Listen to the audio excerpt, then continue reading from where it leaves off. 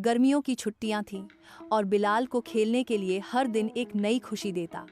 School बंद था और वह अपने दादा अब्बू के साथ गांव आया हुआ था।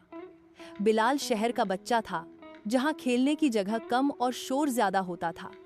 लेकिन गांव की हवा में कुछ और ही बात थी। खुले खेत, नीला आसमान, पेड़ों की छांव और परिंदों की चहचहाहट।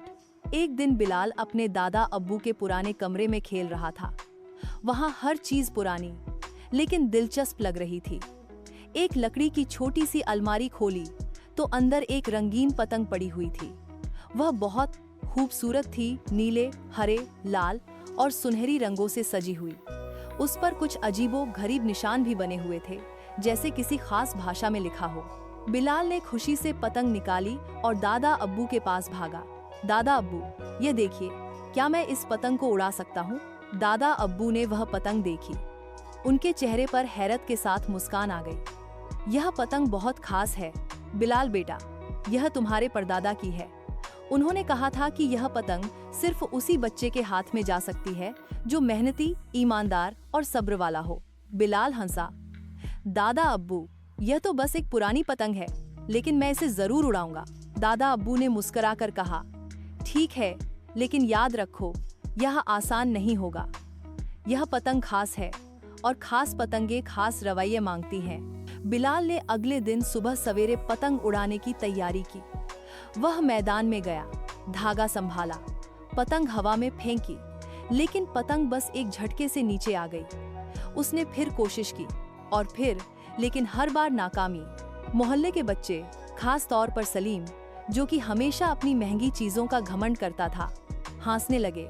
हा हा हा, बिलाल, तुम्हारी पतंग तो उड़ने से डरती है, पुरानी है ना, इसीलिए। बिलाल को दुख तो हुआ, लेकिन वह खामोश रहा।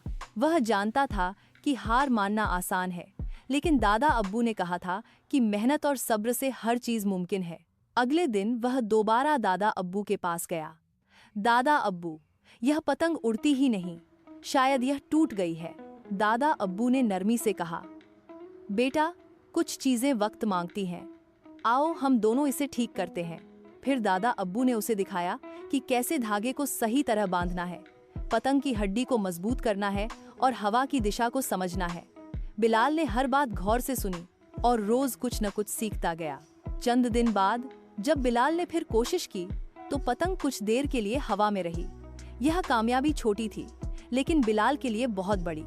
रात को दादा अब्बू ने उसे कहा, बिलाल, तुम आगे बढ़ रहे हो। जो बच्चा हार मानने के बजाय सीखता है, वही कामयाब होता है। अगली सुबह आसमान बिल्कुल साफ था, हवा नरम और हल्की थी। बिलाल ने फिर अपनी रंगीन पतंग उड़ाई। इस बार पतंग हवा को चीरती हुई ऊपर जा रही थी। थोड़ी देर बाद वह इतनी ऊंची चली गई कि सब बच्चे हैरान रहे। सलीम भी देख रहा था, उसके चेहरे पर हैरत थी, लेकिन इस बार जलन नहीं बल्कि जिज्ञासा थी। फिर कुछ अजीब हुआ। जैसे ही पतंग एक खास ऊंचाई पर पहुंची, उस पर बने निशान चमकने लगे। पतंग आसमान में चमकती हुई रोशनी बिखेरने लगी। बिलाल घबरा गया, लेकिन दादा अब्बू ने उसे इशारा किया कि डरने की जरूरत नहीं। फिर बिलाल ने महसूस किया कि पतंग की डोरी से एक रोशनी उसके हाथ में आ रही है। अचानक उसकी आंखों के सामने एक मंजर उभरा, एक जंगल जहां परिंदे बोल रहे थे, पेड़ हंस रहे थे और एक नदी मीठी आवाज में बह रही थी।